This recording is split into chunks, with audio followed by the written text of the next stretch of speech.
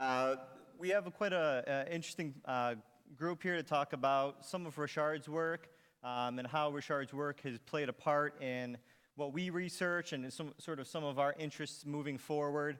And the concept of this panel and what we're going to talk about is the intergenerational transmission of violence, and basically how we can intercede or prevent this cycle of violence where we see that parents are involved with antisocial behaviors, their children are, and as they progress through their life and through their life course, become involved in violence.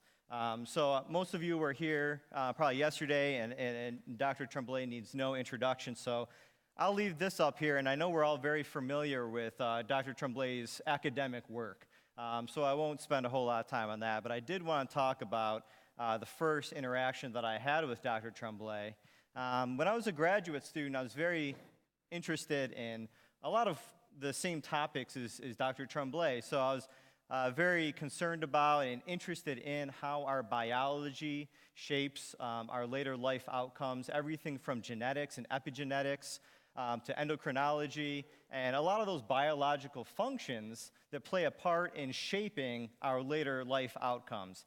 So when I was reading through a lot of that work, of course, Richard's work came up in epigenetics, in genetic transmission. I was involved with the victim-offender overlap, looking to see how victims become involved with violence themselves and vice versa, how early childhood abuse leads to later antisocial outcomes. Once again, in the intertransmissional violence, I saw Dr. Tremblay's work. And then finally, when I'm very concerned about prevention and intervening in this cycle of violence, Richard's work came up again. So when I started writing about this as an assistant professor, I said, well, you know what? I'm a couple years in, still very new and green at this. Let me shoot an email over to Richard to see if he's interested in what I'm working in, if he has any direction. I really didn't expect to get an email back at all from him, but I figured maybe I'll just see if he, is interested in this kind of work. And right away, within I think a few hours, I got an email back. Very interested. We were back and forth with communication from that on. He joined this paper that I'm talking about, as long as he insisted that he was the last author on the paper. So as I, again, am pretty new in terms of academia, I'm very familiar with his work, scholarly work, but I'm also just very impressed with Richard as a person, as an academic, and how to treat people in academia, and that's something that I will take with me moving forward. So not only his scholarly work, but his work and him as a human being and as a great person is something that will stay with me throughout my work. So as I mentioned before, when we're dealing with the intergenerational transmission of violence, I think there's hardly anyone that sort of compares with the publication record of Richard. He's got over 600 peer-reviewed articles, many dealing with these issues. A recent Google citation search reveals over 43,000 citations to his articles. When I compare that to my own, it's very, very intimidating. And at least there's over 110 of those articles that have received over 100 citations. So I had a mentor one time tell me that the symbol of something that's made a significant contribution to the field is cited about 100 times. So to have over 110 articles with that type of contribution to the field, I think is something that's very phenomenal. And on top of that, several books, chapters, conference presentations. One of the premier pieces on this topic with Professor Nagin has received the citations over 1,360 times. So again, huge impact on the field. And a lot of his work deals with, and what we will talk about in our panel today, is the intergenerational transmission of violence. And when you're looking at that type of agenda, we're talking about childhood aggression. How do we identify very early on in someone's life whether they're portraying these antisocial behaviors that are likely to continue with them across their life course? What are those developmental trajectories? Can we identify certain pathways that individuals take from childhood all the way up into their adult lives? And what are those causes? Can we identify or in some way help predict the likelihood of someone being involved with one of these pathways?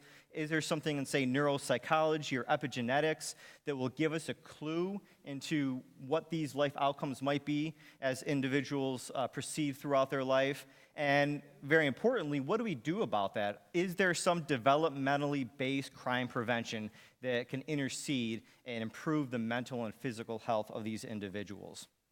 And just to set up the basis of intergenerational transmission of violence, in its very simplest form, we're looking at lifetime prevalence of criminal activity of parents, and then comparing that to the lifetime prevalence of criminal activity of their children. So again, this overlap or this continuation cycle of violence between children, their parents, their grandparents, and trying to map this out throughout their life course. What we find is conduct problems in childhood, oftentimes, but not always. Not everybody that experiences abuse or neglect as a child grows up to be, say, someone that's involved with a lot of offending. But it does increase the likelihood that those individuals will go on to exhibit these types of behaviors. So it's one clue or one piece in that larger puzzle. It's also important to look at the timing and the intensity of offending.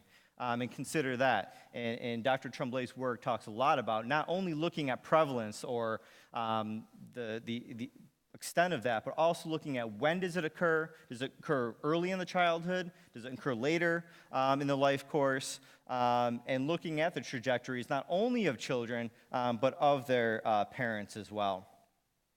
And to kind of hone in a little bit on Dr. Tremblay's work, we're very concerned with the age crime curve. And I think if you look at everything from the early 80s up until now, you can see this, right, this increase in criminal activity, especially violence among individuals that are 13, 14, 15, and then a sharp decline when people usually desist from these types of violent behaviors. Well, Richard kind of turned that on its head a little bit and said, well, maybe we should also look at the violent behavior of individuals in childhood. So not just looking at individuals in their teen years, but looking at them very early on in life. And interestingly, seeing that there's also an age crime curve very early on in the life course, where if you look at physical aggression, it starts to peak or go up around 30 months of age, peaking around 42 months of age, and then we have, I guess, our little desisters as well.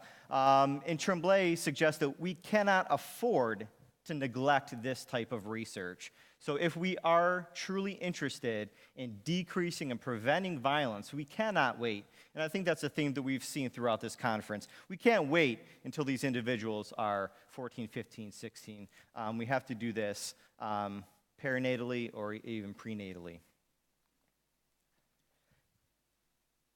And Richard also talks about what happens to these individuals who do begin acting violently very early in the life course. So those individuals that exhibit these behaviors at 42 months, what happens later on in their life course? And he has some answers that comes from developmental psychology, developmental criminology. In one of the premier pieces on this, the 1999 study with Professor Nagin, they identified 4 trajectories, right? A chronic problem trajectory. These individuals that start very early, continue on very late, and are the more frequent violent offenders. There's also a high-level near-desister trajectory. So these individuals that exhibit these problem behaviors and high frequencies, but tend to somewhat desist later on in their life. A moderate level desister trajectory as well. Again, some of a pathway that shows some desistance but not full desistance. And then a no problem trajectory, right? One of these trajectories that show little to no violent activity. So it's important not only to look at prevalence, but to also look at the pathways and trajectories of violence. In our presentation today, Dr. Farrington will also talk a little bit about pathways of violence and how those pathways might look a little bit different depending on what outcome of interest we're examining in that study. He also mentions, okay, so we know a little bit about onset of violent behavior, but what are the mechanisms behind early life aggression? We know that it does occur. We know that it's very important to look at not only prevalence, but these trajectories. So what might be able to explain those trajectories? And he suggests that epigenetics might be one part of the answer to this. So not only do we look at the environmental factors and the biological factors, but how the environment and biology come together in very intricate and complicated ways, but in very important ways to predict later behavior. A lot of his research on disruptive behavior shows that there is an interplay between the environment and genetics. And to ignore either part of the equation is detrimental to preventing and intervening and helping to make sure that these individuals have the healthiest life course possible. And when looking at early environment, looking and considering parents and how parents interact with their children is very important. And then looking at how peers shape these outcomes a little bit later on in life. So the environment does influence gene expression. And Dr. Barker today will talk a little bit more about epigenetics and why it might be important to consider that when looking at these pathways throughout the life course. Another thing that, and again, when I was studying this and early on in my academic career, very important to the so what factor. So what do we do? If we have this knowledge, is there something that we can do to prevent this frequent violent offending? And again, Richard's work is very exemplary in this area, and he suggests that part of that strategy, maybe not the full strategy, but a very large part of that, does lie in parenting. Especially when we start to consider epigenetics, intensive perinatal interventions have impacts on numerous aspects of physical and mental health. And what I think is really impressive and really helpful is a lot of Richard's work doesn't just look at antisocial behavior, but a host of other maladies that occur throughout the life course. And by focusing in on early intervention, early prevention, can not only impact physical and mental health related to crime and anti-violent behavior, but a lot of other types of negative life outcomes. And finally, in our presentation this morning, Dr. Rocque will talk a little bit about how we use some of this information on intergenerational transmission of violence to impact how we do crime prevention. And then finally, I wanted to add and talk a little bit about the data that we use to look at this. So we have a lot of theory, a lot of ways to look at correlations between, but as Richard is keen to say, we need to do more experiments. We need to do more longitudinal research to really track individuals throughout their life course, and then also take segments and do experiments on prevention programs to really see what works. And that will make the biggest impact on public policy. So along with a lot of the empirical analyses that Dr. Tremblay has done, he has also been an integral member of the Montreal study. So some presentations yesterday and some later today will talk a little bit more about the Montreal study that began in 1984 to mainly study antisocial behavior in tracking individuals from kindergarten through high school, but really giving us and giving the science this really rich data source to start to understand antisocial behavior, to understand the etiology of antisocial behavior, and also giving us data to then test, experiment with prevention programs to see if we, in fact, can do something about intervening and preventing violence in the first place. So the outline of this session, I'll turn it over now. First, Dr. Farrington will talk about intergenerational transmission of violence, as I mentioned, across various crime types to see if, in fact, there might be different, or maybe not, developmental pathways depending on the crime type that you're looking at. His talk will be followed by Dr. Barker, who will talk about epigenetics and antisocial behavior using a very rich genome-wide study database. And then finally, we'll end with Dr. Rocque talking about how we might prevent the intergenerational transmission of violence by looking at the development of individuals from very early on in their childhood to later on in adult life. So thank you very much, and I will turn it over to Dr. Farrington.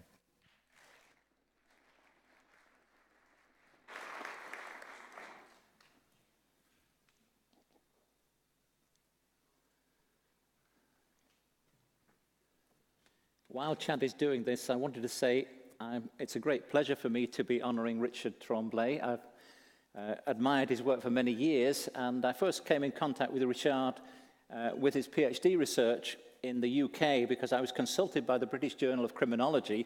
He had submitted an article to them about his work, and they were very concerned that it was highly critical of a juvenile institution and people in it. And so they asked me, is this a genuinely okay work? And I said, yes, it was. I read it, and I was very impressed by it, and the paper was published.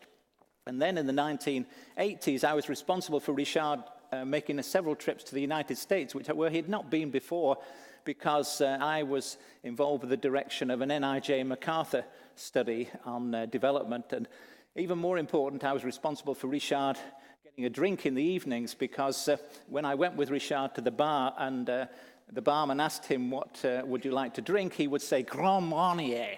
And the barman would not understand this because it was in French, you see. So I had to say to the barman, Grand Marnier. Then they understood, and Richard got a drink. Otherwise, he would never have had a drink in American bars. Anyway, on to the presentation, which is on intergenerational transmission of convictions for different types of offences. It's based on the Cambridge Study in Delinquent Development. And this is a longitudinal study of 411 London males who we now call Generation 2, and their parents, Generation 1, and their children, who we are now following up, Generation 3. And actually, we're now searching the criminal records of Generation 4, so we'll have a 4-generation prospective follow-up very soon. Originally, we followed up 411 South London males. They were all males attending 6 schools in a working-class area of London, aged 8 to 9 in 1961 to 62, so they were mostly born in 1953, very predominantly white and of British origin, very predominantly working class in the sense that their fathers had manual jobs, and very predominantly growing up in 2-parent families. So very much a traditional British, white, urban, lower-class sample. We have interviewed the males 9 times between ages 8 and 48. In most cases, we tried to interview the whole sample. We interviewed their parents, usually the mother, about once a year from when the boy was aged 8 until when he was 15 and leaving school in the majority of cases. We also had peer ratings when the boys were ages 8 and 10 about who is the most popular or who gets into trouble most, who is the cleverest, for example. And we had teacher ratings at 4 ages about who is restless in class or who is truanting, for example. And we've had repeated searches of criminal records from 1964 up to 2011. And I was telling Henrik Andershed before that many of the records we found in days gone by, we can't find now. They've been destroyed. So I don't think you can study criminal records retrospectively. I think you need prospective studies because very often records are destroyed for various reasons, partly because people die, but also because there are policies that after a person has not been convicted for a certain number of years, the record is destroyed. Generally, we've been very successful in keeping in contact with the G2 males. You'll see 95% were interviewed at age 18, 94% at age 32, 93% at age 48. We've made huge efforts to interview the males because the ones who are the hardest to interview tend to be the most antisocial. So the ones who are the most interesting are the most elusive and the most uncooperative. Also, unfortunately, the ones who are the most interesting live rather risky, unhealthy lives, and they tend to die early. This is really frustrating for a researcher that the most interesting people die early. As you will see from this slide, of 32 of the men who died up to age 56, 23 were convicted. So this is well known that offenders tend to die early, but it's a problem for us because they are the people we're interested in. In recent years, we've also interviewed the children, the Generation 3 children, aged at least 18. We started off with 691 children where we had a known full name and date of birth. 38 were not eligible for one reason or another, leaving 653 who were eligible for interview, and we managed to interview 551 of them. That's about 84%. We're less successful with the children than with the parents, partly because when we go round to the G2 male and say we want to interview his children, he says, "Why do you want to interview my children? I'm the one who you're following up." And so it's a bit harder for us to interview the children. But we did get 85% of the males and 84% of the females who were interviewed at the median age of 25. So most are around 25 when they're interviewed. And this slide shows you why they weren't interviewed. The child refused, the parent refused, etc. And the slide also shows that obviously it's easier for us to interview people who are resident in the UK and Ireland than the ones who are abroad. We also have had criminal record searches of our G3 children, just as we have had repeated searches of G1 and G2 and all their relatives. Again, we start off with the 691 with a known name and date of birth. Median birth year was 1981. We carried out searches up to 2012. The median age last searched actually was about 29 and a half. Most were between 25 and 33. So we have 343 males, 313 females searched. So we can now do many comparisons of males and females. In the past, we've compared the brothers and sisters of our G2 males in doing studies comparing male and female offending and male and female risk factors. But now we can do this for the male and female children who are the G3s. Up to age 30, 28% of these G3 males were convicted. I'll focus on the G3 males. And for comparison, 39% of the G2 males were convicted up to age 32. It's very clear that the prevalence of convictions has decreased from generation 2 to generation 3. It actually increased from generation 1 to generation 2. And these changes coincide with secular changes in the United Kingdom because the prevalence of convictions has been decreasing considerably in the last 20 or 25 years. So in the analysis, we compared convictions of the G3 male with convictions of the G2 father up to the same age because the searches are up to different ages for the G3 males. And our analyses did take account of the clustering of G3 children in families. So this just summarizes the design of the Cambridge study very simply. Generation 1 parents interviewed once a year, and we have their criminal records. Generation 2 boys interviewed 9 times up to age 48.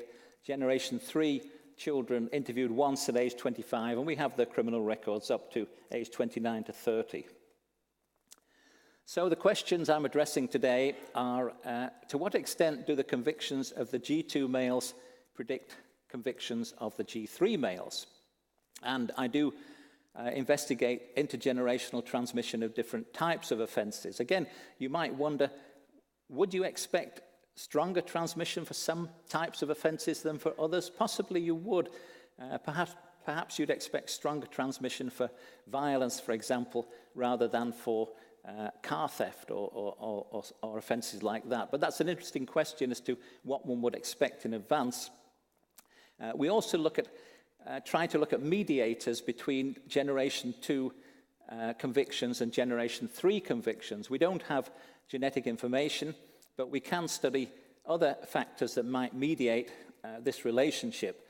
And in order to study mediators, we investigate variables that are significantly related to the convictions of the G2 males and also to convictions of the G3 males. So, for example, a convicted G2 male may have poor supervision of his G3 son, and the poor supervision may cause the G3 son to commit offences. Or the G2 male may have low income and poor housing, and the low income and poor housing may cause the G3 male to commit offences. So we look at quite a number of possible mediators that are related to convictions both of the G2 males and of the G3 males, and then we investigate whether the predictive power of the G2 convictions decreases after we control for these potential mediators.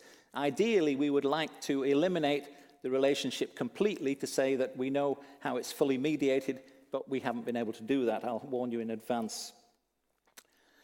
So what about the prevalence of the different convictions? Well, you will see the percent committing burglary has decreased considerably from generation 2 males to generation 3 males. 15.7% of the generation 2 males were convicted for burglary, compared with 3.5% of the generation 3 males. As I say, everybody's studied up to the same age, so the generation 3 males are up to the average age of 29 to 30, so the G2 males are also up to the average age of 29 to 30, and we find a significant difference, as we do for theft of vehicles, serious theft, which is a combination of burglary and theft of vehicles, and also for minor theft, which is a combination of several more minor theft offences. However, interestingly, the violent offences increase in prevalence. Assault goes up, offensive weapon went up a bit, threatening behaviour went up significantly, and overall violence went up, although not significantly. So violence is going up, property crime is going down, which again would agree with secular trends in the UK. Motoring offences went up, but that's an artifact of recording, because the more motoring offences were routinely recorded for the G3 generation. And importantly, drug offences went up very considerably. And this is a dramatic thing we find with generation 3, not only with convictions, but also with self-reports, that the prevalence of drug use has increased dramatically between the generations. I mean, basically, generation 1 had no drug use. They were just alcohol users. Generation 2 had some drug use because they became teenagers during a time when marijuana was increasing in the UK. But generation 3 has a massive amount of drug use and a lot of cocaine use, for example, much harder drugs. So this is a change between the generations. If you look at the bottom of this table, overall, about 39% of generation 2 males were convicted, compared with 28% of generation 3 males, significant decrease, as I mentioned. But within that, as I say, there's an increase in violence and drugs and a decrease in property offences generally. Now, what's the relationship between convictions of G2 and convictions of G3? Again, let me show you what it says. Burglary, if the G2 male is convicted of burglary, 11% of the time the G3 male is convicted of burglary, whereas if the G2 male is not convicted of burglary, only 2% of the time is the G3 male convicted of burglary. So we find a significant relationship. Generally, where the G2 male is convicted of a specific offence, then the G3 male is more likely to be convicted of that same specific offence than if the G2 male is not convicted of that offence. The strongest relationships are for possessing an offensive weapon. You'll see G2 males convicted of that. About 29% of G3 males are convicted of that, compared with only 4% of the G2 males who are not convicted of that. And drug offences. Again, you'll see G2 males convicted of that. Half of the G3 males are convicted of drug offences, and G2 males not convicted of drug offences, only 9% of G3 males convicted of drug offences. So those are the strongest, but we find very strong relationships for threats and violence. So again, violence generally has this strong relationship between the two generations, and drug use has a strong relationship. Those are the strongest, really. And this is really not to do with co-offending, by the way, because it was very rare for fathers and sons to offend together. So it's not co-offending, it's basically transmission of offending from generation 2 to generation 3. Now we look at some possible mediators. So the question is, what's related to both G2 offending and to G3 offending? Well, you can see, having a young mother, this is a mother who was under 21 when she had her first child. So the G2 convicted male tends to associate with a young mother. The young mother then is a predictor of the G3 male offending. Separation from the father, well, we expect this really, that if the child is separated from the father, this is a risk factor. And again, the generation 2 males are more likely to be separated from their children if they're convicted, and this predicts convictions of generation 3 children.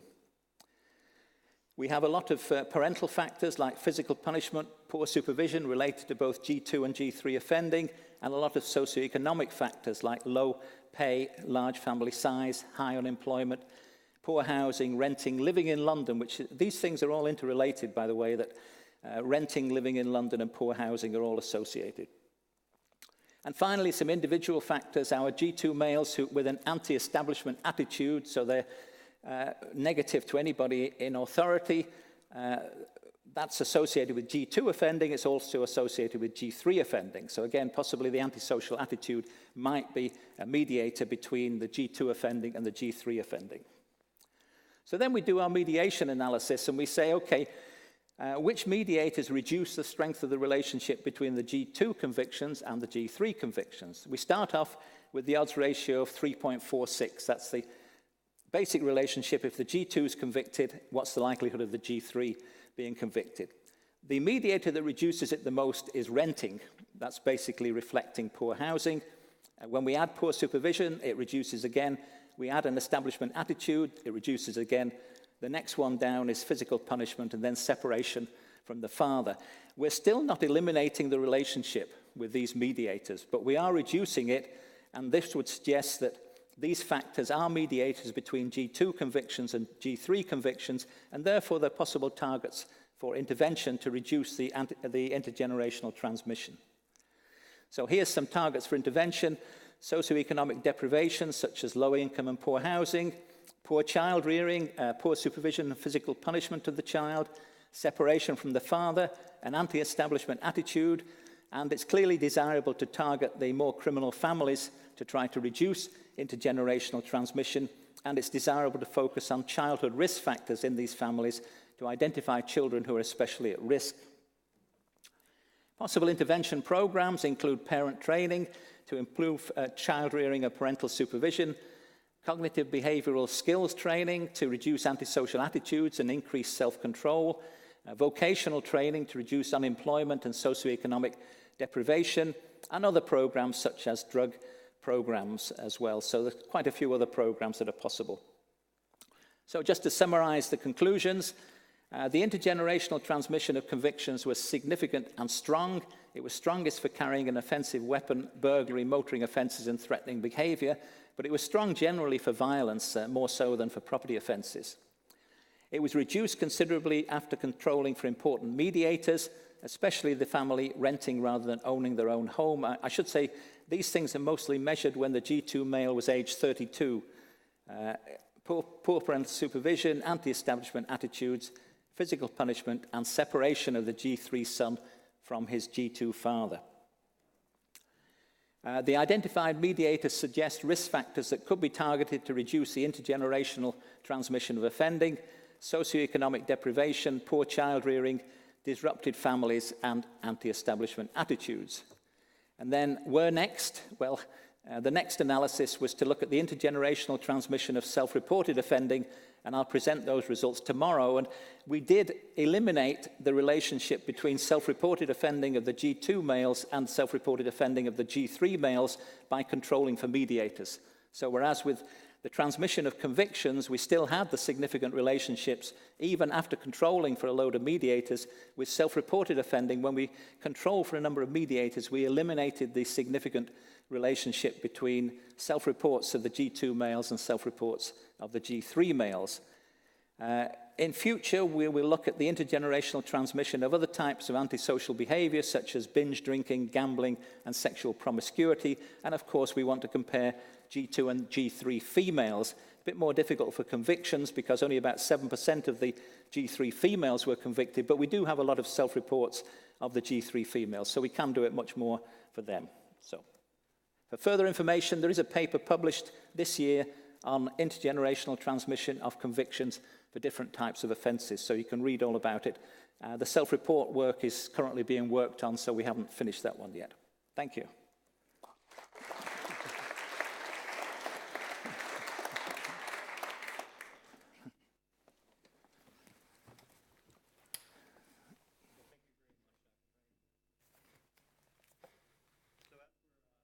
The next presentation, again, I think that works really well with the whole theme of today's talk, looking at intergenerational transmission of violence, as well as some of those mediators that Dr. Farrington talked about. Another mediator or piece of this puzzle from the biological realm might be epigenetics. So Dr. Ted Barker is going to talk about that. in his presentation and continue our discussion on those factors that might act on antisocial and other types of behaviors.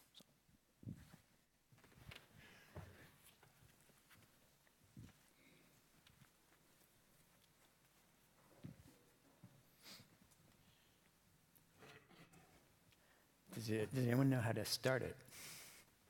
Oh, okay, sorry. All right, so my name's Ted Barker. Thanks, Chad, for the invitation to be a part of this symposium. And some of you might have noticed that the words intergenerational or violence are not in my title talk. And so I will make a case that prosocial behavior could be an important link in sort of violent offending. But as far as celebrating Richard's legacy to developmental psychology or developmental psychopathology, this presentation makes a direct contribution because the entirety of the content comes from my time when I was a postdoc with Richard. So I postdoced with Richard between 2003 to 2006. And this was during a period when he was becoming quite excited about epigenetics. And I sort of took that with me as I went along my career pathway. And then also at the end of my time at the GRIP, Richard was kind of getting excited about charting the development of prosocial behavior. And so when Chad invited me to come here, I was working with a PhD student, Alan Meehan, on sort of epigenetic correlates of prosocial behavior. So I thought it would be a perfect contribution. So why prosocial behavior? Prosocial behavior is intentional action intended to benefit others, right? So I wrote down a little definition here so I wouldn't forget. So it's a broad range of behaviors and actions intended to benefit one or more other people other than oneself, right? So they're behaviors such as helping, comforting, caring, or cooperation. And it's a foundation for social competence. Children who gain in prosocial behaviors, right, can go on and have good sort of job histories. They're tax-paying citizens. They're the type of people you want in your country. On the other hand, however, there is low social behavior. And so some trajectory analyses by Richard and his group have sort of charted this domain. So it's low prosocial behaviors correlate more with aggressive and antisocial behaviors.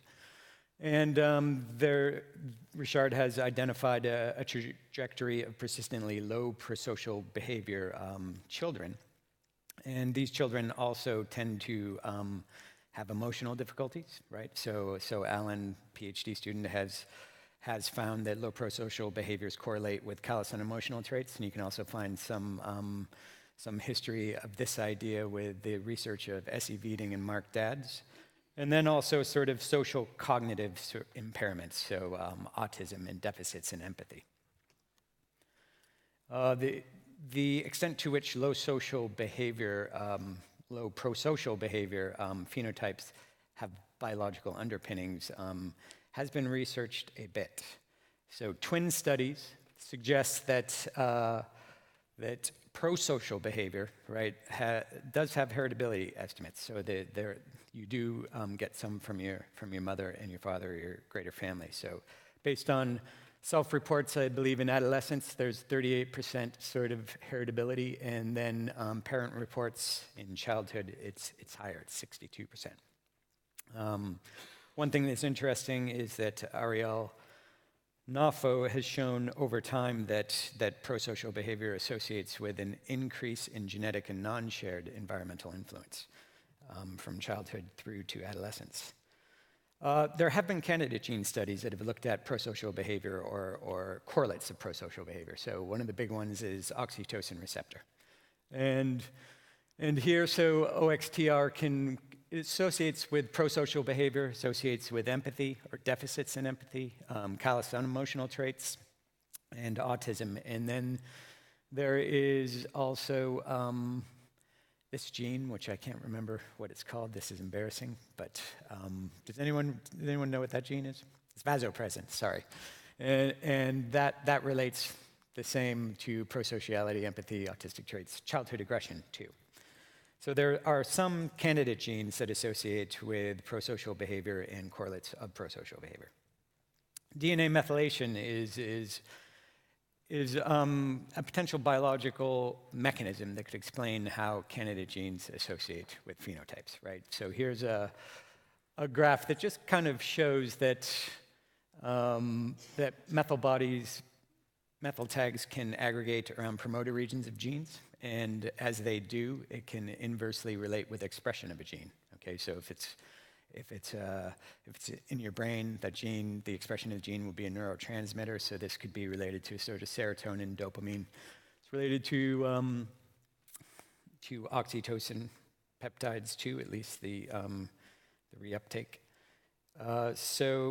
And the potential of DNA methylation is that, that it's both affected by environment and genetic influence.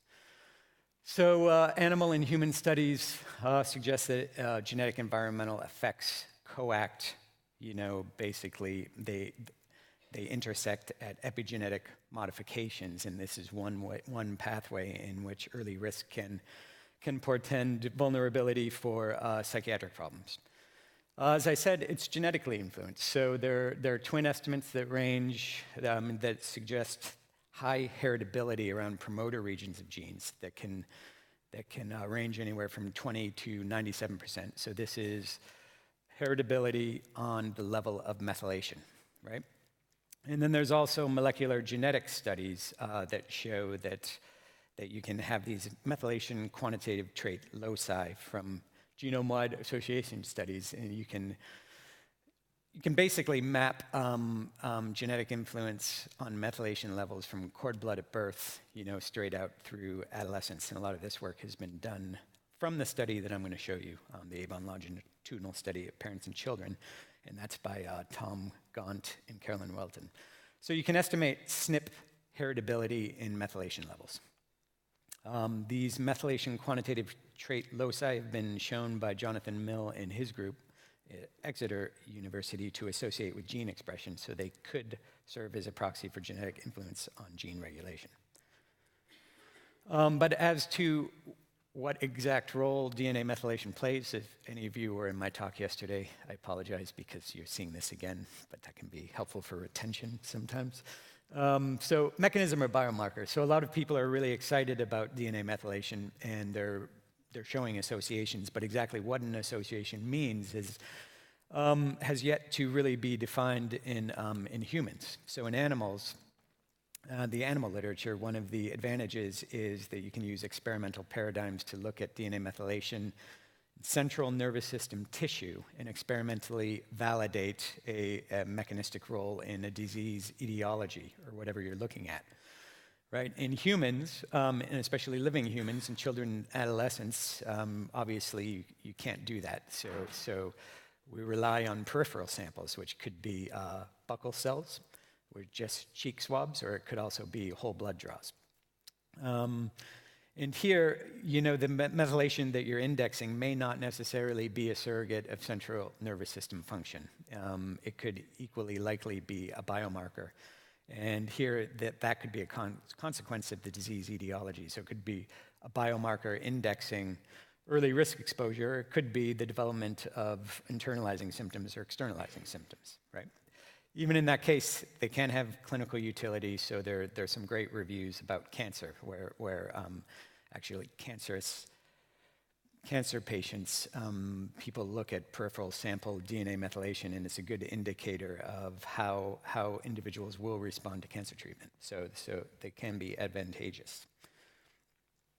So a potential mechanism by which low prosocial behavior could come about could be risk exposure prenatally, right? And one could index DNA methylation at birth and then follow that forward and see whether any methylation tags you identify associate with development of low prosocial behavior.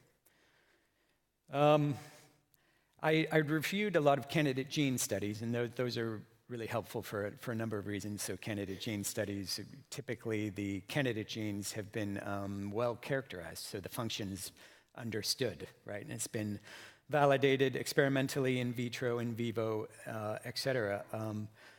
However, when you're looking at very complex psychiatric or psychological disorders, right, that are multiply determined, the pathophysiology underlying this problem may not be entirely known, in which case it's not likely that a candidate gene is going to explain the majority of the variability, even though they can be useful. On the other hand, you could use methylome-wide strategies, and this is a developing technology where you can do a hypothesis-free scans of DNA methylation across the genome. And this kind of a strategy allows one to discover novel biological correlates that you wouldn't otherwise if you were just looking at previously identified candidate genes, right? So it's a good complement to a candidate gene approach.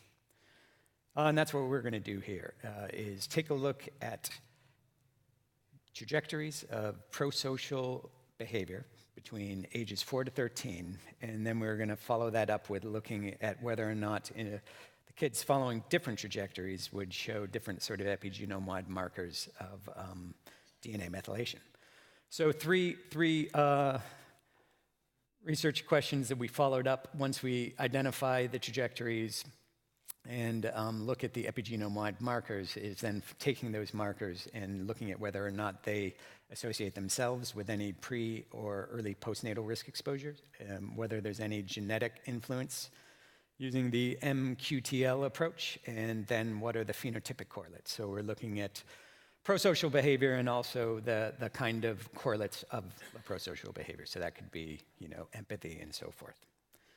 So we use the Avon longitudinal study of parents and children. This is an ongoing epidemiological study that started in 1990, where there was about 14,000 mothers who participated in the study, first trimester. So now the kids are no longer kids, right? They're in their mid-20s, and they collected a wide range of environmental, biological, and phenotypic data. So they follow the mother-child pairs up yearly. There is this subsample. So Gene Golding, who was the PI of Alspach during most of its existence, had the foresight to collect DNA, at birth, then again at age 7, and then again at age 15. And so we are utilizing this data. So the DNA methylation data is basically we're using the Illumina 450K array, and what this is once you have a certain amount of DNA, you can chip it in an array-based technology. And so there's over 480,000 probes across the genome, which you can sort of interrogate for DNA methylation levels. And there's good coverage of annotated genes at the time this technology became available, but it's worth noting that there's a newer one coming out, Epic, which has over 900,000. So there is problems with coverage. 480,000 probes is estimated to be 2% of coverage of possible DNA methylation, so there are coverage issues. So here are the measures. So we're looking at DNA methylation and low prosocial behavior. So the DNA methylation is at birth. Then we have prosocial behaviors as measured by the SDQ, and this is between 4 and 13 years of age. The questions are you and these are maternal reports again. So is your child considerate of others' feelings? Do they share readily? Helpful if someone's hurt, kind to other children, volunteer to help. Then we have prenatal risk exposures. We're looking at negative life events, contextual risks, parental risks, interpersonal risks. These are each cumulative risk indices that were created by Charlotte Cecil, who worked on this project as well. And then we have the same postnatal risk exposures, but here we add in direct victimization, which is any type of victimization by peers or caregivers. And then we have empathy, CU traits, and psychopathology as measured by the DABA. So here we're looking at externalizing disorder, so ADHD, conduct disorder, ODD. Internalizing disorder, that's anxiety and depression, and then we're also looking at social cognitive deficits. This is a David Skew scale. It's quasi sort of autistic sort of traits. So the analyses I'm going to present you in 3 steps. The first are the low prosocial trajectories. So we reverse coded the SDQ. epigenome-wide analyses. And here we are looking at 400,007 probes, and these are cell type batch corrected. And then we're going to go and look at the environmental influences as well as the sort of psychopathological correlates. Sorry, got ahead of myself. These are Alan's slides too. So then we're looking at genetic variability as the fourth step, right? So we're underpowered to directly examine genetic polymorphism. So we've got about 800 something kids in this analysis. But what you can do is Tom Gaunt created this MQDL database resource, which is very useful if you're using the Illumina 450K. So what they did was they went through the Illumina 450K and found the MQTLs that could be proxies for genetic influence on DNA methylation.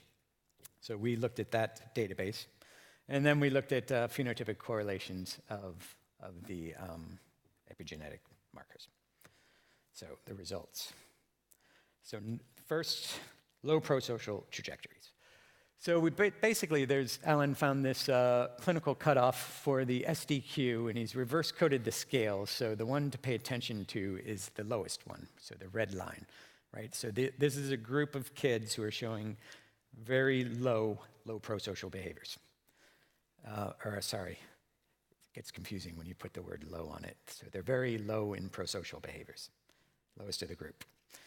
And they're consistently low between age 4 to 13. All right, so here we are looking at, just as a validation step, do our low prosocial trajectories make sense? Do they correlate with what you would think they should, right? So they didn't correlate with any prenatal environmental risks. Postnatal environmental risks, there was a degree of correlation with parental interpersonal risks, and this is parents arguing and sort of that sort of thing. And then phenotypic correlates, you can see they actually do correlate highly with externalizing disorders between age of 7 and 13. Again, that's ODD, ADHD, conduct disorder. Correlates inversely with empathy, and then highly with increased social cognitive difficulties, again, quasi-autistic sort of traits, and then also they correlate with CU traits at age 13. So we have decent but not perfect validation. So number 2, low prosocial epigenome-wide association study. So out of the 407,000 sort of probes, 2 came out methylome-wide significant. All right, and the 2 different genes, to the extent that they make sense, you can sort of interpret them. So the NDUFS8 gene associates with mitochondrial function. It's been previously associated with bipolar disorder and also neurodegenerative sort of problems. And then we have the SGCE PEG10 gene, and this one has been implicated in OCD, anxiety disorders, and alcohol dependence. And it's also involved in placental development, so and responsive to maternal stress. So that's kind of interesting. There's a QQ plot, which shows that it's about normal. And over on the far left-hand side is the Manhattan plot, which just shows you the significant loci. So there was a gene ontology analysis that was done, and this you can look at sort of co-expression of the loci that you identify in the genome-wide association. And there were no direct network functions between genes of interest. There was a common link with another gene, so both of the genes we identified co-express with this HNRNPUL1. And it encodes RNA binding proteins, and also it promotes DNA double-strand break repair. That's all I'm going to say about that. Number 3, associations with risk exposures. So we didn't find a lot. So nothing with prenatal environmental risks. Postnatally, we had one at trend, which was life events. So these are your typical sort of stressful life events. But then the one that really came out was direct victimization. So if the child had been victimized by peers and or adult caregivers, right, there is higher methylation in the PEG10 gene. Right, so that's what that says. And then looking at genetic variability, so we looked up in the MQTL database, right? And we didn't find any evidence of genetic influence on the methylation level. And there's a caveat here, is that the Illumina 450K is not optimally annotated to look at genetic influence on methylation levels. People are thinking this is probably quite pronounced genetic influence, and so this could be an underestimate at best. Phenotypic correlates. So the PEG10 gene, again, was basically correlated with empathy, and we have two different sort of columns here on the right-hand side, and these are just different sort of controls that we add into, so there's different conditional relationships. And we can see that for empathy, under less stringent and more stringent sort of controls, PEG10, higher levels of empathy correlate with lower levels of the methylation, right? And then we find that higher levels of social cognitive difficulties associate with higher levels of PEG10 methylation. So we identified methylomic variation at birth at 2 sites that differentiated between sort of chronic low and more typically developing prosocial children. And the epigenome, it's interesting to note, and generally speaking, epigenome-wide findings tend not to find candidate genes. And this is something that biologists will tell you means your candidate genes are meaningless, right? But so biologists are the ones we've worked at. They're not interested in hypotheses. They want to see what pops up, you know, when you throw it all in the kitchen sink approach. And we've got another paper where we compared sort of epigenome-wide significance to subthreshold significance on candidate genes, and we actually do show that the difference between them is in effect size. So the epigenome-wide tend to be high in effect size, and candidate genes, they can be subthreshold, still significant at a certain level, but they're usually halved in effect size significance. So number 2, higher PEG10 DNA methylation associated with lower empathy and greater social cognitive difficulties between ages of 7 to 13. This is interesting. Empathy is a motivating factor for prosocial development, while lower prosociality has also been observed in children who are higher in autistic traits. So third, the DNA methylation that we identified did not associate with prenatal risks, right? So there were no significant differences between the trajectories at the risk level or at the association between risk and methylation. So it may not. That doesn't mean that there's necessarily no prenatal associations. These are all maternal reports, prenatally, postnatally. Perhaps we'd find something if we were looking at something that was a little bit closer to the biology of stress. 4, higher PEG10 DNA methylation associated with greater direct victimization. All right, so this is interesting. Charlotte published a paper in 2014 based on this resource where she was looking at oxytocin receptor associated at birth methylation associating with callous and emotional kids. And she found something kind of interesting, which was that higher methylation in oxytocin receptor predicted higher levels of callous and emotional traits at age 13, but there was also this kind of evocative, prospective, epigenetic correlation in that these same children experienced lower direct victimization. So there was something biologically there to begin with, that these kids were higher in sort of aggressive, remorseless behavior, but also at the same time less likely to be victimized by their peers or the caregivers. So higher DNA methylation related to lower prosocial characteristics, and but in our case, higher target for victimization. So there's something going on here where this methylation is indexing sort of vulnerability for being victimized, you know, down the road.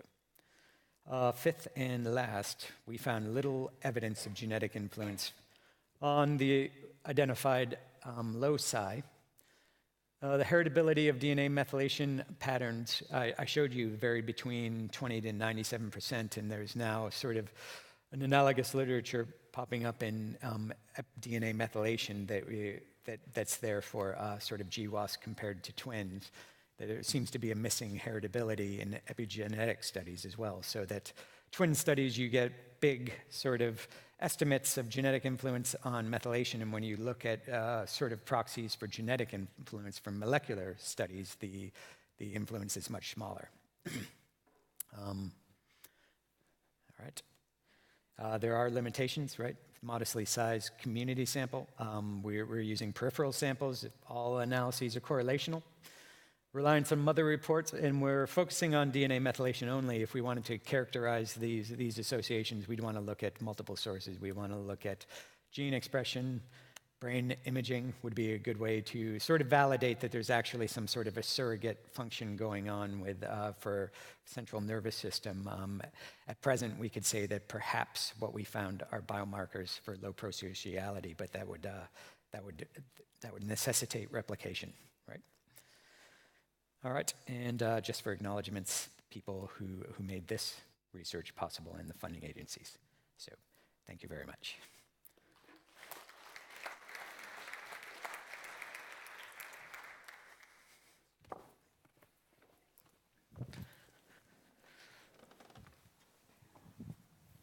So while both David and Ted talked a little bit about prevention, the basis of the next talk by Dr. Michael Rocque will talk extensively about, now that we know a little bit about the intergenerational transmission of violence, as well as some of those mechanisms behind behavior, what do we do about that?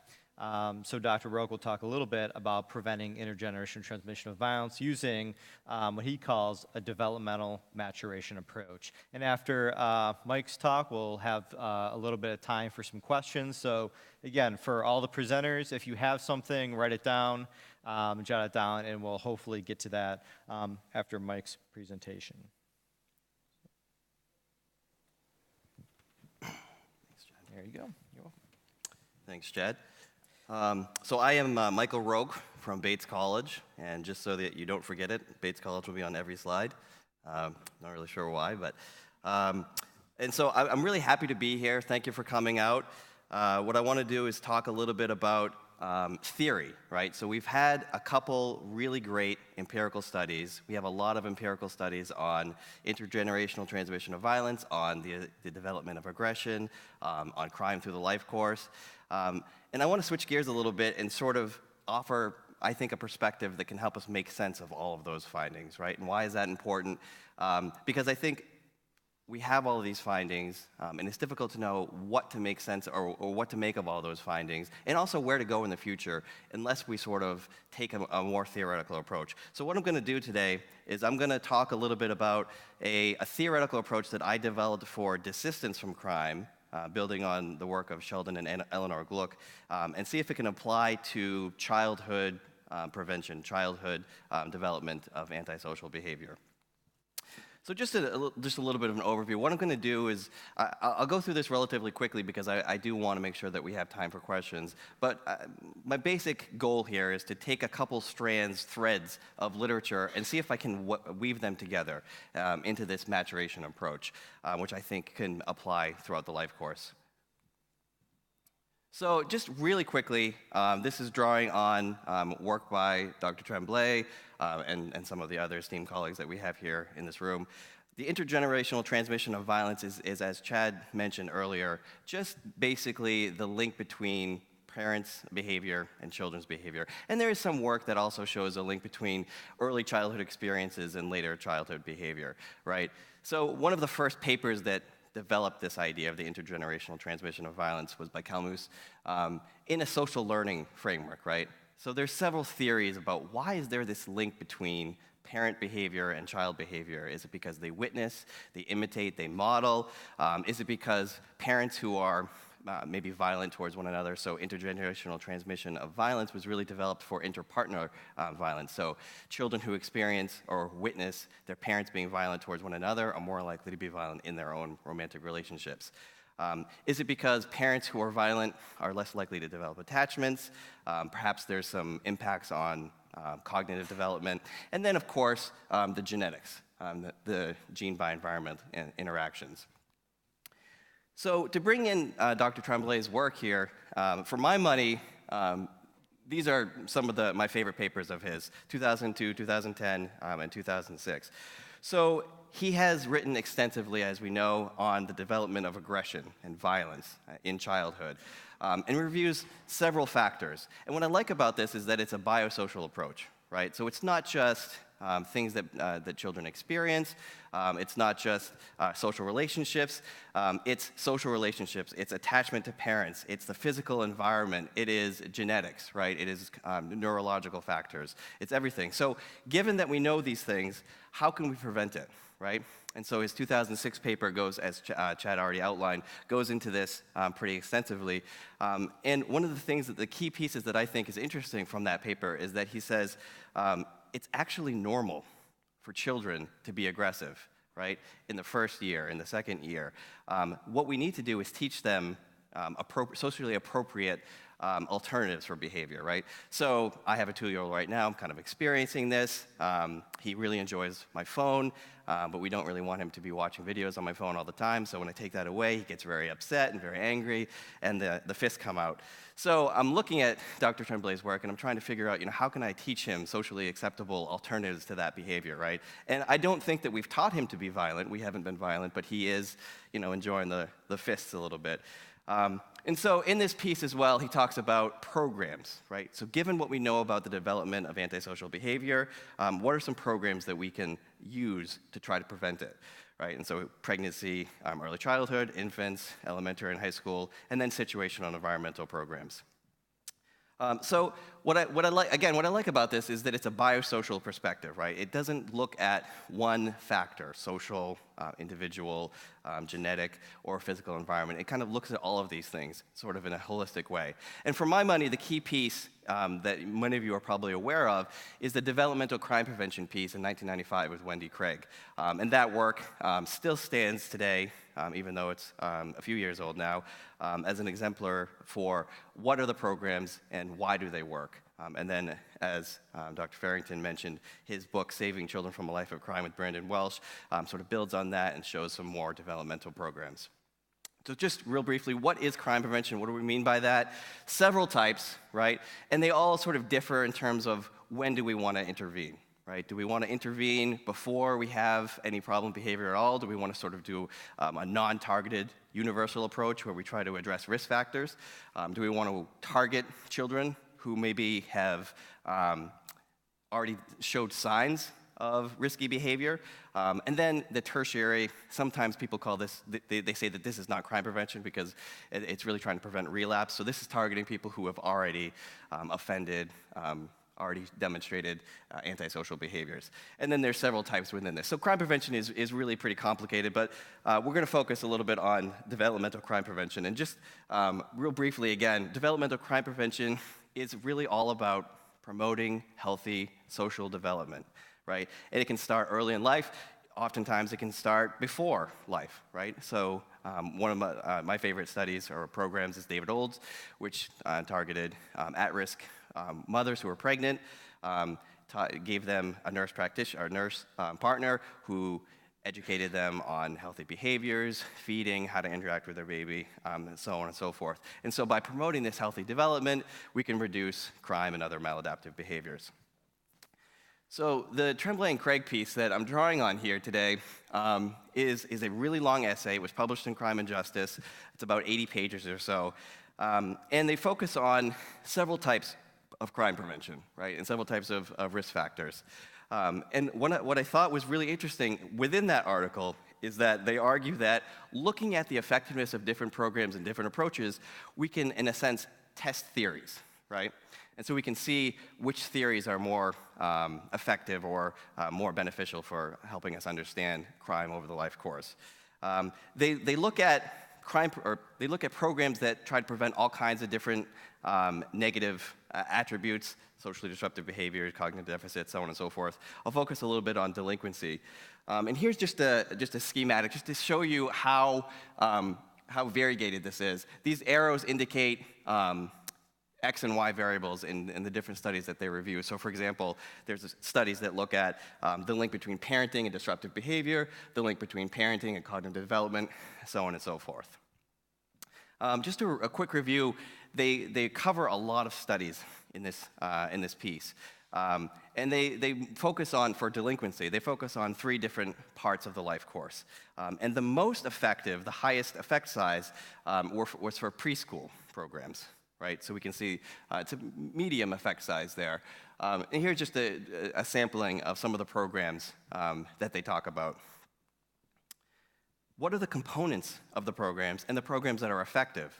Again, we can see it's not just social factors, it's not just biological factors, but there's a lot to do with brain development, a lot to do with parenting, right? So parents try to teach children, again, that alternative to delinquency and aggression, social integration, cognitive skills. An example, again, is David Old's program. And then increasingly, there are more trauma-focused programs. So when children have been exposed to trauma and violence, we need to sort of take that seriously and incorporate it in the approaches that we take. So again, the purpose is to say, what about theory, right? So within that piece, they identify 3 sort of broad types of theory that can be tested within the crime prevention. So we look at crime prevention, what's effective, what's not. Does this support particular theoretical approaches, right? And so they look at what they call a linear model, multiple pathways model, and a cumulative effects model, and they say that their results support linear and cumulative. And just as an example, self-control theory, Goffers and Hershey, is an example of what they call linear effects, where you have parenting leading to self-control, leading to antisocial behavior, okay? But, so in reading this, I'm saying, okay, that makes sense, and those theories seem to be supported. But if you read through that piece, and you read through the developmental crime prevention literature, there are really just numerous, various different types of programs, some that focus on parenting, some that focus on nutrition, some that focus on peers, so on and so forth. And I'm not going to argue today that these programs are atheoretical, because they're all based on a particular theoretical perspective.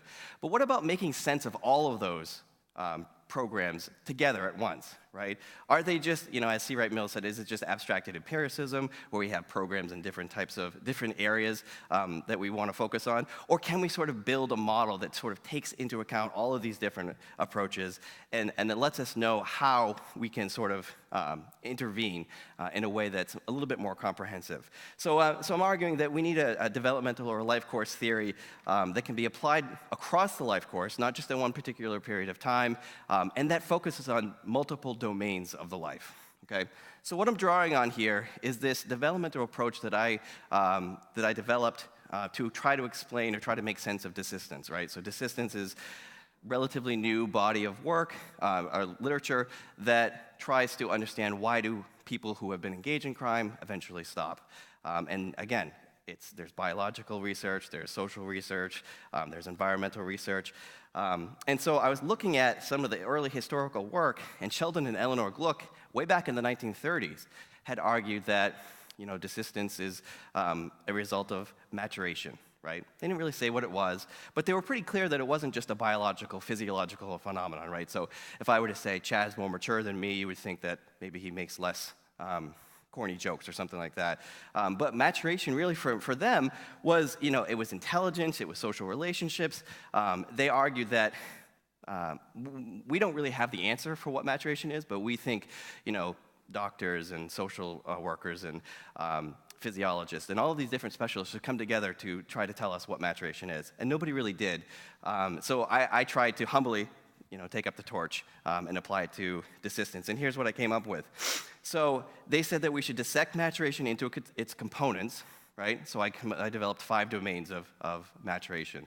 So social role, so we're thinking about adulthood here, right? So marriage, jobs, civic maturation, which is, trying to be a good citizen, voting, volunteering, psychosocial maturation, self-control, temperance, perspective, cognitive transformation, identity, so thinking about who we are as a person, and then neurocognitive, right? So brain maturation. And there is some evidence that these domains do relate to desistance from crime. And here's just a schematic of the maturation perspective and sort of different indicators of that. So when you think about maturation, people becoming adults, does it also make sense to apply this to childhood, right? So the key of developmental crime prevention, as we've seen, is healthy development in childhood. So I think a maturation perspective can apply here. And it can help us understand why prevention works, what types of prevention might not work, right? So programs that Tremblay and Craig reviewed, not all of them were effective. What are some domains that we should focus on, and how are they related to one another? And maybe identifying additional areas of intervention, right? So here's just a brief schematic of how this might apply, right? So social role, parenting programs, school programs, this is a way that we could influence this. In adulthood, as I said, jobs and marriage, and childhood, relationships with parents, teachers, this is kind of the social bond measure. Civic, right? So in adulthood, as I said, volunteering, voting, what's civic involvement for children, extracurricular activities, programs, so sort of the Chicago area project perspective.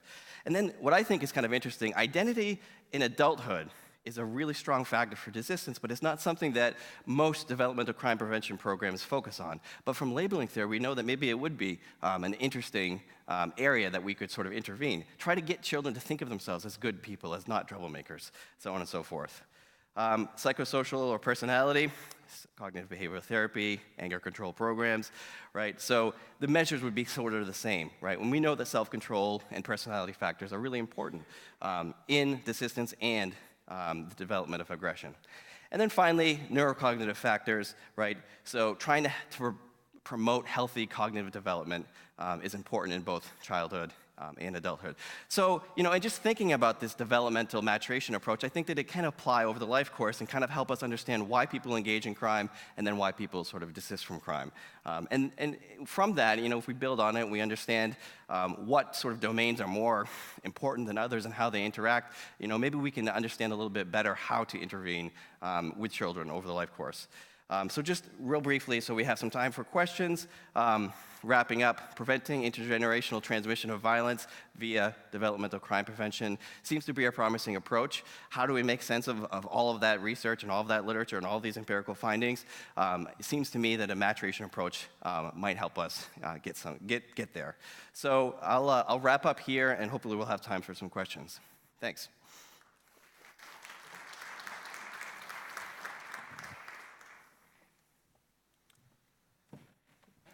Well, first off, I want to thank all of you for coming to our session today, as well as personally like to thank all the presenters that Mike and Ted and David, who I invited to take part in this and graciously decided to do so.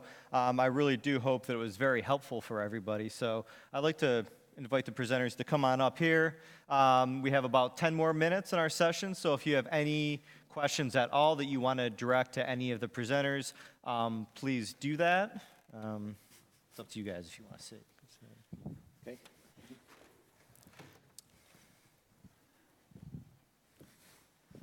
Any questions?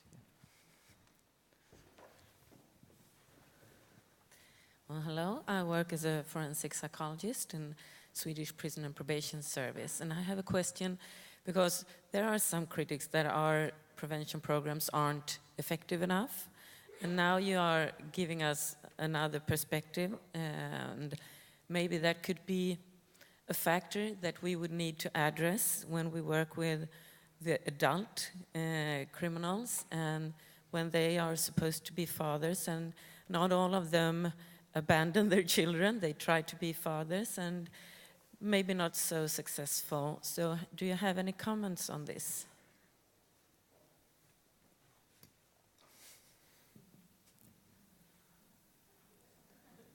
I didn't hear it very well. I couldn't hear it either. I couldn't hear the question. What was the specific question? I'm sorry. Okay. Do you have any comments on perhaps how to enhance the effectiveness of our prevention programs if we could use these perspectives that you have been talking about? Well, I'll just go. So I think that one of the ways that we can enhance prevention programs is by funding them, so first and foremost. But also, I think that if we look across the broad spectrum of the different programs, as I said in the talk, some programs seem to be effective and some programs are a little bit less so. So trying to figure out which direction to head would be really helpful. And then also developing programs, as I said, maybe focused on identity and self-concept. And you know, that might be an interesting way to sort of intervene in a way that could be really effective as well.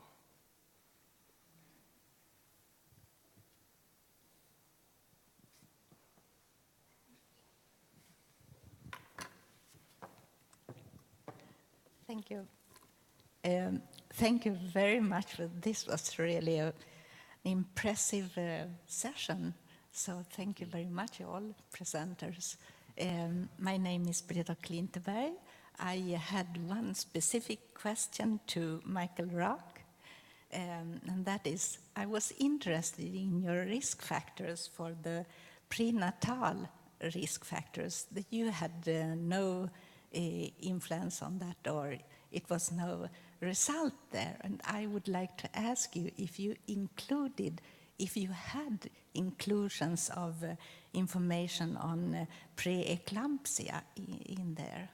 Yeah, so if you are referring to the David Olds study and other studies that have focused on prenatal intervention, if I'm correct, he focused on African American women that were in poverty, and I think they were single mothers as well. So those are some risk factors that he focused on as well. And applying that to the developmental maturation perspective, I think that you could sort of focus on that and then sort of help the mothers to understand these different domains and how they are important for the development of their children. Does that make sense? Yes, of course. I just wondered if information was included there on just preeclampsia. Yes. Because we thought it's a sort of toxication, you know, and it could damage. Oh, absolutely, absolutely, yeah. That could have been incorporated a little bit. That can be incorporated, I think, a little bit more into sort of a developmental approach. Thank you very much. Yeah.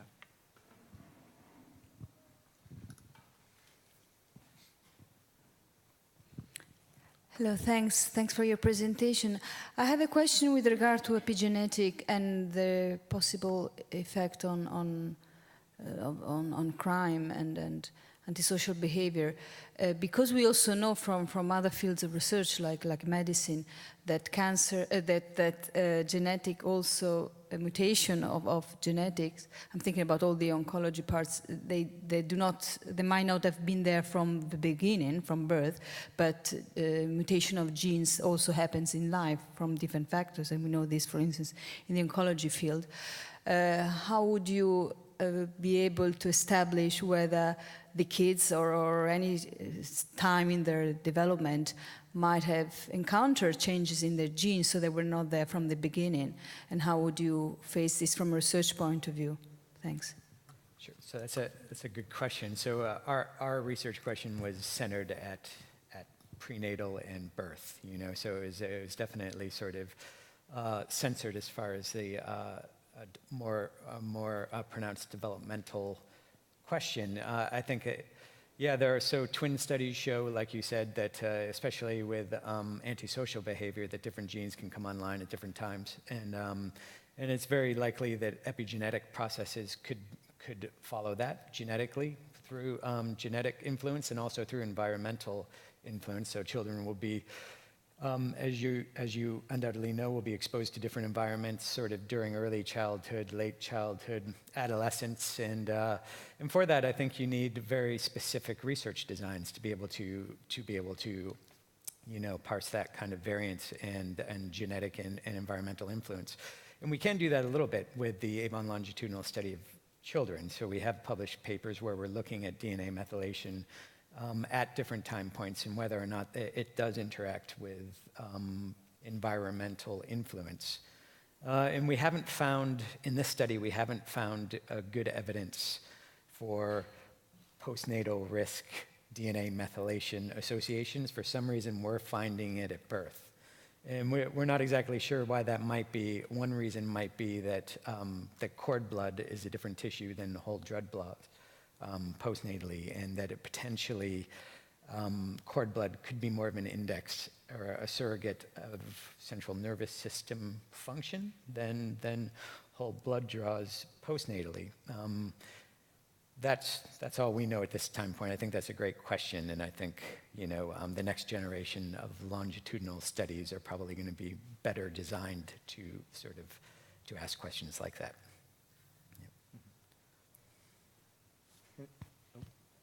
And to follow up just real quickly on that as well, I know that you can correct me if I'm wrong. Epigenetics kind of allows one avenue to, they often use the term to get under the skin. So the environment and what you're exposed to can have a chance to affect some biological function. I know there's some studies that have been done, exposure in inner city communities, particularly to some toxins like lead, can actually change some biological functioning, some neurological functioning, as well as chronic stress having an impact specifically on the HPA axis. So again, that research is fairly new, and it seems like there needs to be a lot more done there. But and as Mike said earlier, funding these studies, having a chance to do these longitudinal and experimental studies, I think will help clarify whether or not there are those epigenetics mechanisms at work there. But I think it definitely provides a fruitful avenue to kind of go forward, again, considering both the environmental factors, the genetic factors, and how those things interact, I think is probably the most useful going forward for crime prevention. So I have a question for David. So what do you think explains the intergenerational transmission of convictions in your sample? What explains it? Well, I think the factors that I've focused on, I think we can see that intergenerational transmission is mediated by quite a lot of these individual, family, and socioeconomic factors. So that's what I would say. But how? I mean, how does that happen? Well, I think we have various theories. I mean, for example, with poor parental supervision, we would say that basically if you're a convicted male, you're likely to provide a poorer supervising environment for your child. And because the child is subject to poor supervision, then the child is more likely to be an offender because they don't build up internal inhibitions against antisocial behavior. I think we have a lot of theories which would fit in with these results. I just wondered, what's your favorite? Well, I think there's a lot of theories that are plausible, and with the data that we've got, we can't really discriminate between them. I mean, if you take an obvious one, I mean, we've gone into the data a bit more and looked at, for example, whether intergenerational transmission is stronger for children who are brought up with, who live all the time with their parents, or whether as opposed to children who are separated.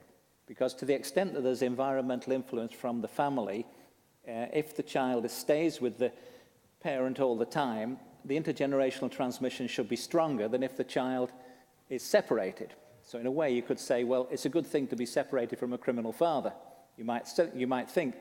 However, what we find is that there's actually no difference in the strength of intergenerational transmission between the children who grow up all the time with their parents and the children who are separated. And there are various possible explanations for this. One is that genetic factors are really important, but another one is that you've got two risk factors here, really, because if you're separated from a parent, that is a risk factor for the child's behavior. So in a way, while separation means that the environmental influence of the family is less, you've also got the additional risk factor of separation, which causes offending. So in a way, there's two things acting in opposition here. One is the fact that if you're brought up with the parent, that should foster intergenerational transmission because of the environmental influence. But then if you're not brought up with the parent, you've got this additional risk factor, which is causing more offending in the child. So it's a bit complicated to say. Once you start going into it, it's not so easy to distinguish all the different theories. Thank you. Yes.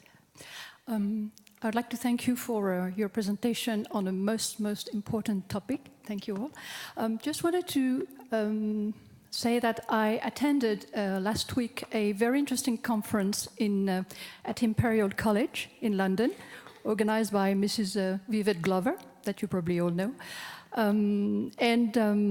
There's been a Mental Health Awareness Week, highlighting the importance of the intergenerational and the importance of the period of prenatal and birth. The theme was begin before birth. It looks like we now have the medical case. We are all agree on the medical effect. We have also the social case, and we also have the business case. It seems to me that there's a need for a unified approach, a multi-sector, a multidiscipline, a multi-stakeholder approach. And I've been also attending some meeting at the United Nations, and this is exactly what comes out, that they are very happy to hear about all the amazing research findings, initiative, but they just don't know how to reach you all because they need a unified approach. So I just wanted to have your comment on that, so that the voice can be heard at a very high level if we want to involve policymakers and invite them to make initiative and fund the project. So that's one thing. And another comment about violence. We do not often talk about the violence at birth. And many studies are now highlighting that gentle birth has a huge impact on an adult life, whereas medicalized birth and violent birth can have an enormous impact on the life of the child and then a future adult. On those two things, I would like to have your comments. Well, I definitely agree that a unified, comprehensive, multidisciplinary approach is important, and that's part of the goal of what I was talking about today. And in terms of outreach, I just want to say, I 100% agree as well, and as part of the DLC, Division of Life Course Criminology Outreach Committee, we are actively engaged. We're actually meeting today on a series of talks that will sort of hopefully broaden our audience and make us more available, as you said. Yeah. And I think commenting on the unified theme too, I think there's examples now of funding agencies trying to fund mega studies, and there was one that unfortunately failed in the United States and one that failed in the United Kingdom, but there's one in the Netherlands, which is a sister to the Generation R study that's kicking off. And I think there they have a lot of people from all sorts of disciplines being involved, and they're starting sort of prenatally and following forward. So I think this idea of a unified approach is one that's gaining traction and people are working hard to do. So that's in the future, I think. I'm sorry, I have difficulty hearing these comments, but I think one of the things you were asking about was influencing policy, the extent to which research is influencing policy. And I think the only way to influence policy really is to meet with the key policy makers in government. And I've done that quite a bit in the UK and also in Canada. And I think if you can meet with the government ministers who are involved with the policies, you can influence them. Because they're not going to read academic papers. Yeah, exactly. But if you meet with them, like on several occasions in Canada, I've met with ministers of public safety for an hour. You just have an hour. Exactly. And you can tell them key things, and they listen. Oh, that's really interesting, and you can have an impact. 1 hour with a couple of ministers is the key thing. That has far more impact than 500 papers, probably. Yes, I agree with you, and that's what we are trying to do in our organization. And also, you probably heard about the 1001 Critical Day UK manifesto, and we're working with them in the UK, and we try to create an international manifesto. But clearly, they're having great results interacting and with the UK parliamentary.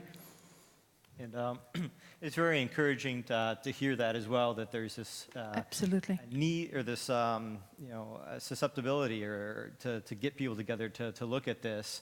And I'll just echo what everyone said here, is that it's very difficult to do crime prevention by yourself. We tend to silo ourselves into sociologists or criminologists or geneticists or psychologists, and I think we're finding more and more that it's going to take this unified effort and the knowledge of everybody to come together to address this issue, because doing it single-handedly, unfortunately, I don't think has worked as well as we thought it might have. So it's encouraging to hear that people are open to doing that.